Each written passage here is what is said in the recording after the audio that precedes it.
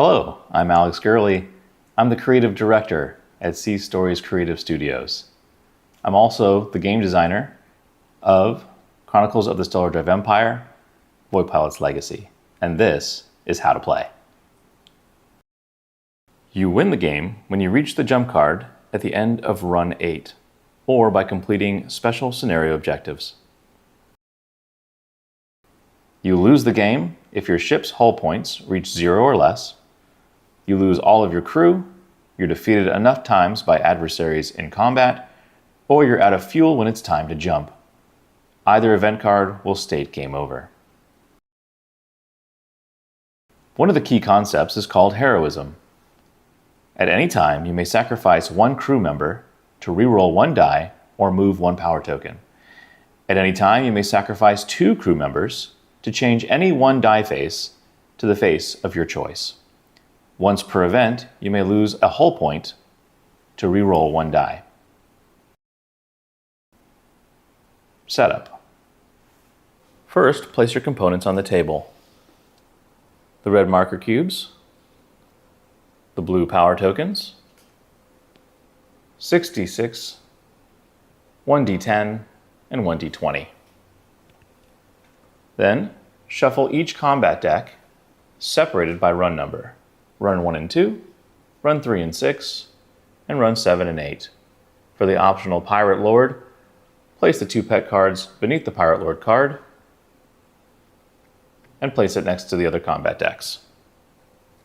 Next, separate and shuffle the loot deck. The loot deck has the crate on the back. Place the colonies card.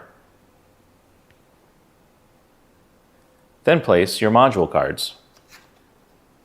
Taking care to note that the orientation symbol is at the top left of the card. Utilities, basic laser, life support, engines, shields, reactor, and stellar drive. Then take your events deck. Verify that each card has the orientation symbol in the top left of the card. Note that some will have a victory point marker next to the orientation marker. Shuffle the events deck, then place the jump card at the back of the deck.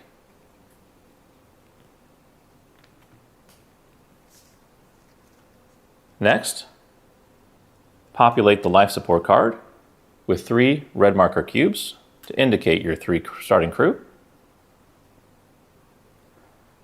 Place 4 red marker cubes on the stellar drive, indicating your starting fuel. Place 1 cube on the colony's start space.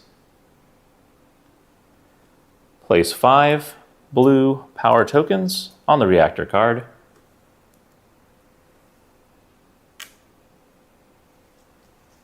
Next, choose your ship, taking care to note the hull points, the hard points, and your maximum crew. Take your chosen ship and place it next to the colonies card. Take your D20 and set the hull points of the ship. Place 1 red marker cube on the ship card, covering the wanted symbol, indicating that you are currently not wanted. Next, set up the station market by drawing 3 loot cards.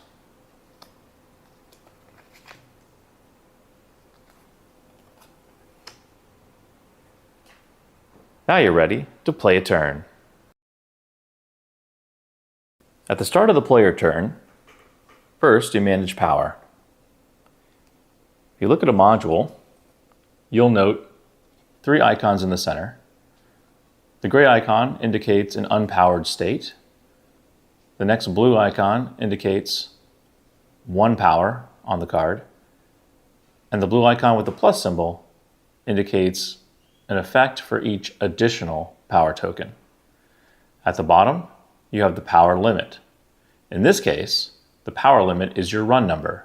So you can never have more power tokens than your current run number.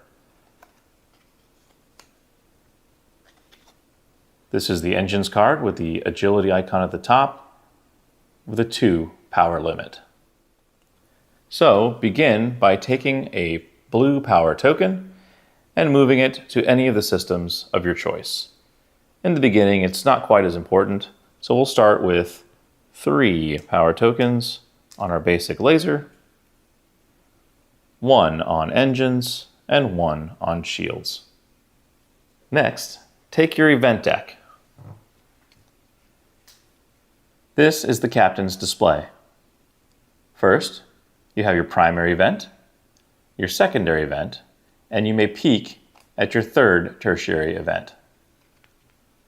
You cannot interact with the third event. You can skip an event as long as it's the primary event, the event at the top of the deck. To skip it, simply place it to the back of the deck and continue as normal. Now you choose between the primary or secondary event and decide which event you'd like to make the active event, which is the event you're attempting to complete. In this case, we'll attempt to find work at this outpost.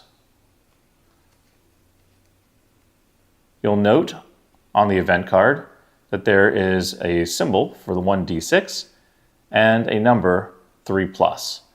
That indicates you roll 1d6 with a target of 3 or better. If you're successful, gain the rewards listed next to the green check mark. The white line in the middle means or, so you can either gain the resource and advance your colony track, or spend a Q, which is our money in the game, to upgrade this card. And in this case, that's to rotate it 180 degrees and place it to the back of the deck.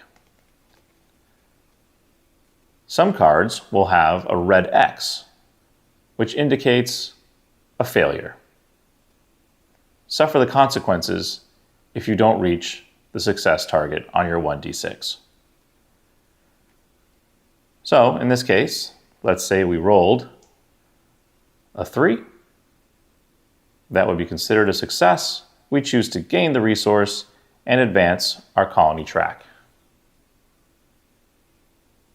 This is the colonies card. Whenever you successfully complete work at a colony, you move the red cube along the track, gaining the resources listed. For your first successful colony, you gain a crew member. For the next colony, you repair 1 hull, gain 1 crew member, repair 1 hull, gain a crew member, gain a fuel cube, and you gain an additional cube in this legacy box here. Each cube in this legacy box counts for 5 legacy points. For the next successful colony, you move back up to the top, and you continue down gaining the rewards as listed. To gain the resource, simply tap the card and place it to the back of the deck. At any one time, you can only have 4 cards tapped. Then the secondary event becomes a new primary event, and the tertiary becomes a new secondary event. And of course, you can peek behind to see the upcoming event behind it.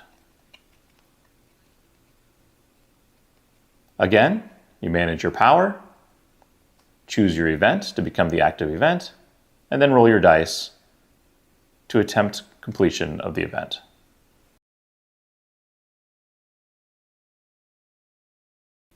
The next event is attempt to mine an adrift asteroid. The success chance on this one is a 3+. If you're successful, you gain ore.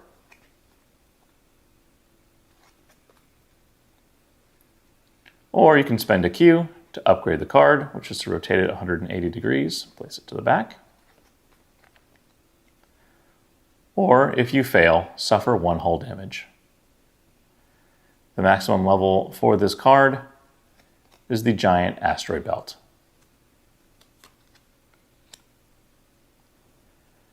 Next is salvage. You can attempt to salvage an adrift life pod with a success chance of 3+. A success gains you alloy, or you can upgrade it for a Q. If you fail, lose 1 crew member. The max upgrade for salvaging is the Starship Graveyard. The next type of event is the smuggling contract. Smuggling contracts and cargo contracts are essentially the same, although one is illegal and the other is legal. You can tell this by the red cargo box. The idea of the cargo contract is that you have agreed to deliver this cargo to a station that's able to accept it. If for any reason you're not able to deliver the cargo, it is considered stolen and you are now wanted by the authority. At any time, you can sell this cargo on the black market with a value in red Qs. If you spend a red Q at any time, you become wanted. If you're caught by authority while carrying red cargo crates, you become wanted. These contracts are taken for free. If you want it, you simply tap it, gaining the cargo. And again, if the red Q is spent, become wanted. To indicate wanted on your ship card, simply slide the marker over to cover up the unwanted symbol and display that you're now wanted. The next event is the merchant vessel. The merchant vessel allows you to convert your resources. For 2 ore or for 2 alloy, you gain 1 ore and 1 alloy. You can also spend an ore to go to the ore processor by rotating 180 degrees, or you can spend an alloy to go to the alloy processor. Eventually, you can go to the manufacturer, which will allow you to trade 2 ore or 2 alloy for 3 Qs.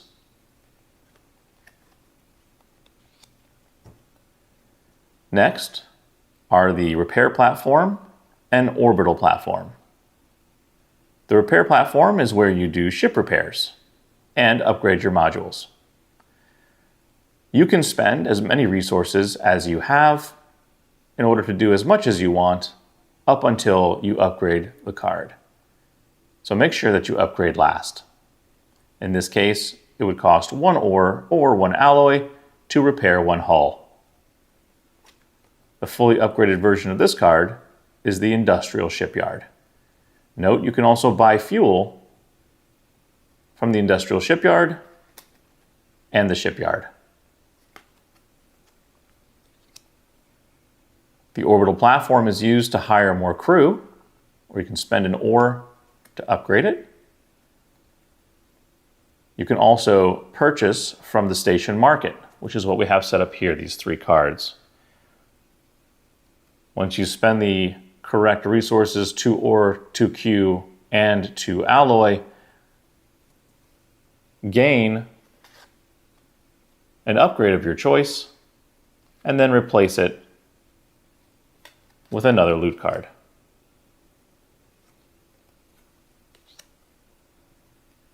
Note the cargo icons, the blue and red cargo icons.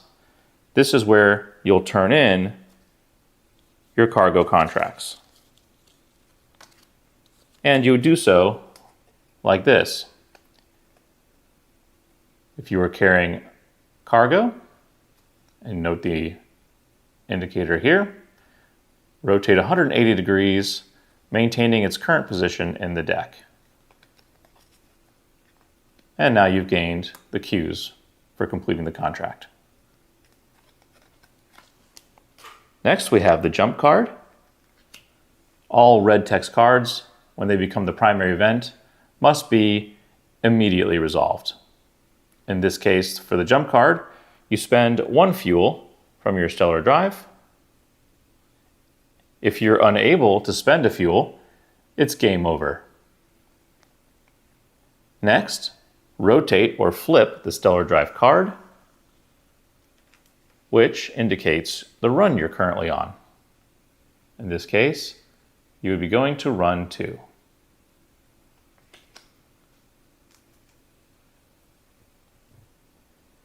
Shuffle any defeated enemies back into their combat deck.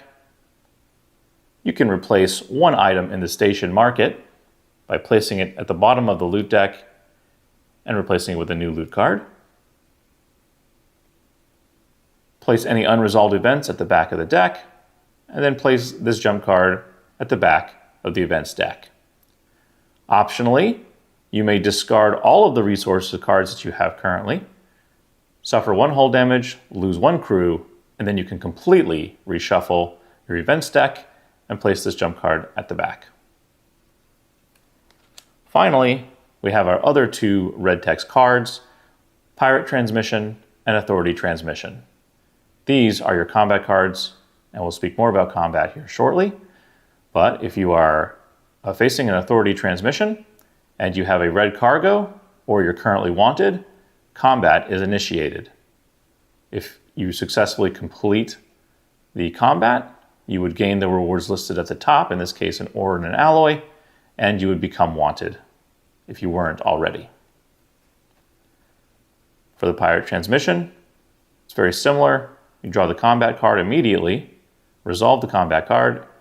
If you're successful in combat, you gain the resources, a Q and an alloy in this case, or if you fail, you simply rotate the card 180 degrees, place it to the back of the deck. Eventually, you'll come across game over.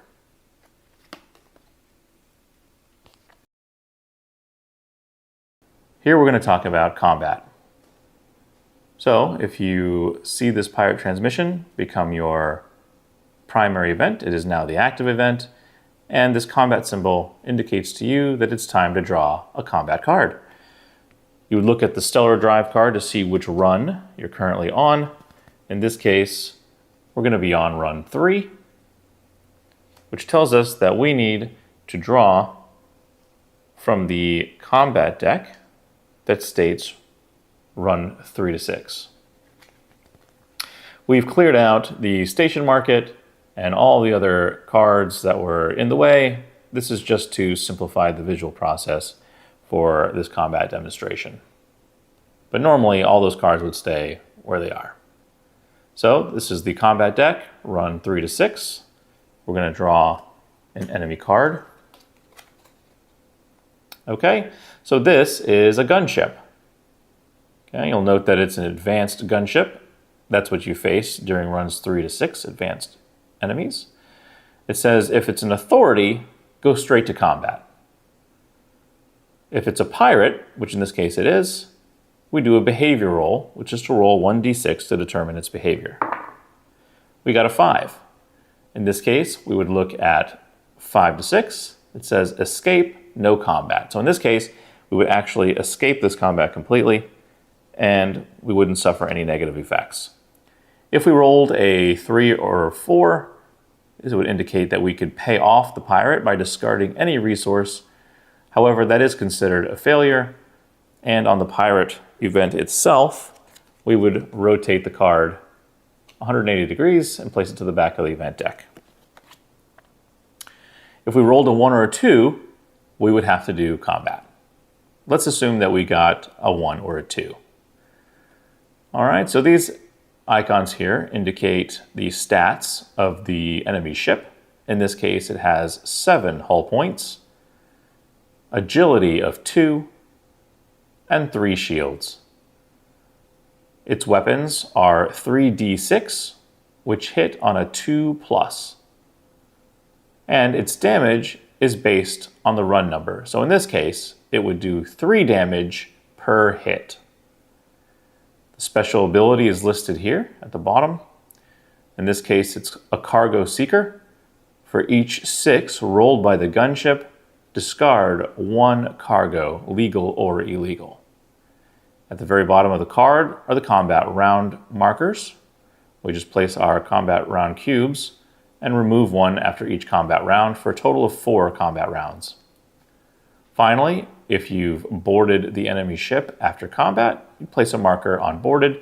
You can attempt boarding once per run. So we're going to populate this combat ship with 3 combat round marker cubes.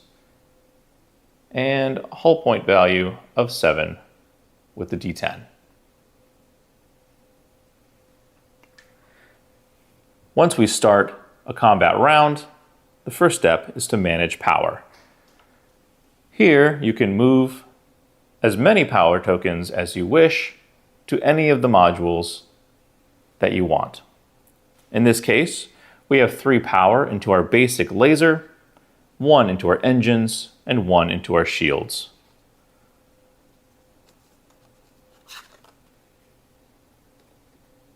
On our weapons card, you can see that we roll 3d6 with a target of 2+. If there's no power on this card, it is offline. If there's 1 power on this card, you get 1 damage per hit. For each additional power after the first one, you gain an additional damage per hit, with a power limit of 3 power tokens. This white arrow at the bottom indicates an upgrade slot, and so you can add 1 upgrade to this basic laser. The yellow icon in the bottom right indicates the orientation that the card would be in if it were upgraded. So the upgraded version will be a 180-degree flip, and you'll gain 2 damage for the first power token, 1 damage per hit for each additional power token, and 2 upgrade slots, as well as 1 legacy point. So, with 3 power tokens on our basic laser, we gain 3 damage per hit. For our engines, this indicates our agility. If it's unpowered, we have 0 agility. If we have 1 power token, we get 1 agility. And for this one, we gain +1 agility for each additional power token with a power limit of 2 power tokens. Again, we flip it 180 degrees this way, vertically, to gain the upgraded version. And finally, we have shields. This is the shield icon at the top. If it's unpowered, your shields are lowered. If you have 1 power, you gain 4 shields. For each additional power token, +2 shields, with a power limit based on your run number. In this case, we're at run 3, so the most power we could have on this card would be 3 power tokens. And again, it can be upgraded.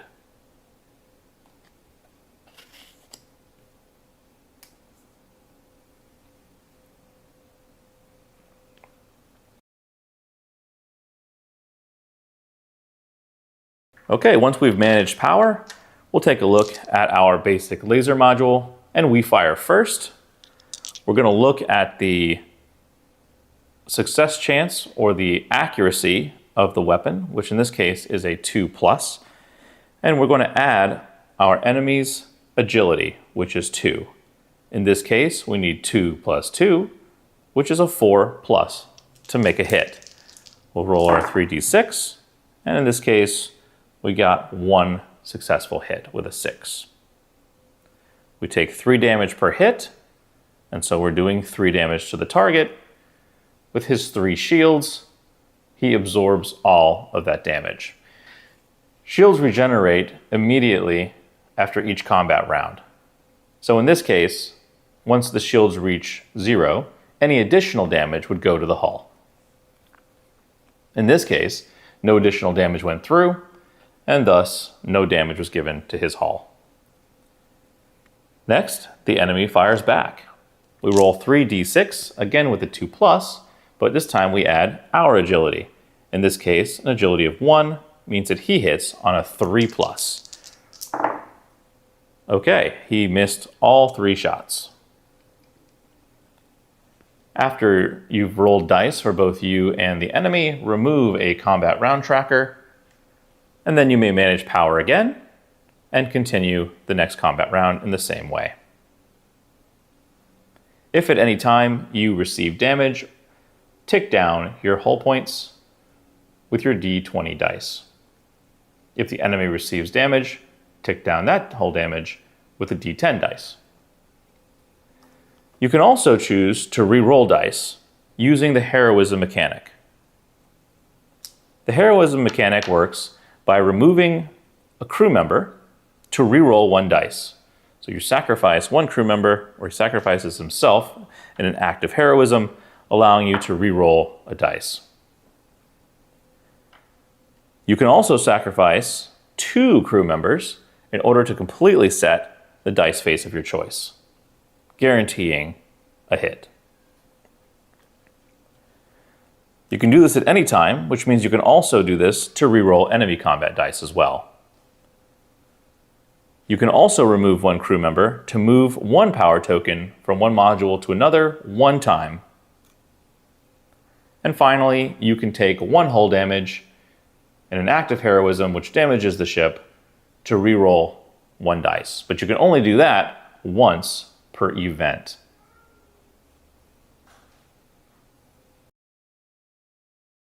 Hopefully, the enemy is now disabled. Remove the components from the enemy card. Once per run, you may attempt to board the defeated enemy vessel for a chance at finding a new technology for your ship. Place a red marker cube on the boarded space on the enemy card.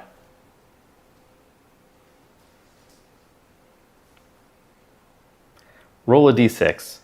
The success chance is 6 minus your total crew. In this case, 6 minus 3. So success is a 3 or better.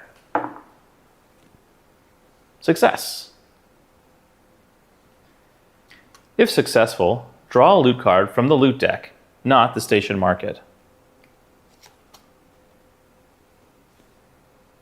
If you're not able to equip the loot, return it to the bottom of the loot deck and instead repair 1 hull. Otherwise, gain the loot card immediately. Return to the event display and gain the resources listed on the pirate transmission card. If the combat was a failure, rotate the card and place it to the back of the deck. You'll lose legacy points, less resources, and eventually lose the game if you continue to fail combat.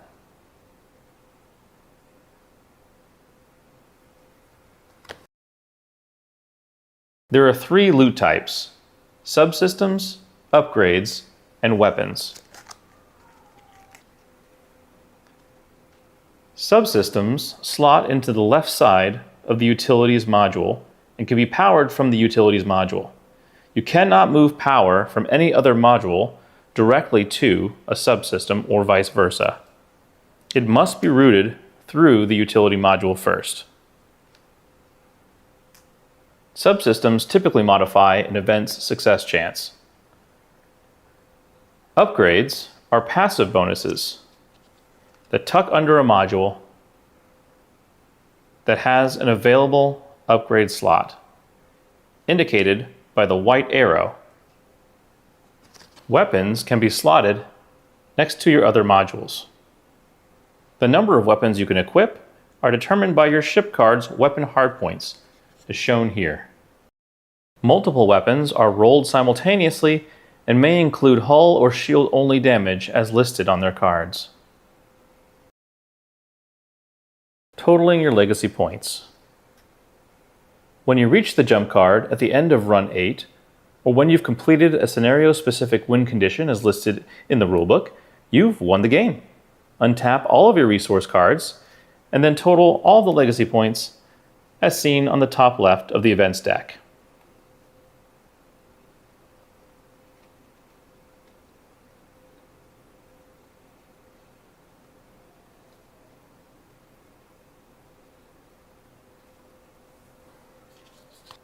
Total the legacy points seen on the top left of the module cards.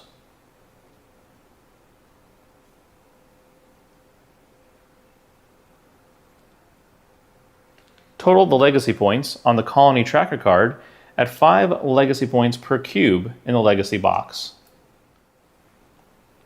Add any final scenario-specific legacy point bonus points to get your final score. Compare your score to the chart in the rulebook and gain rewards for your next playthrough.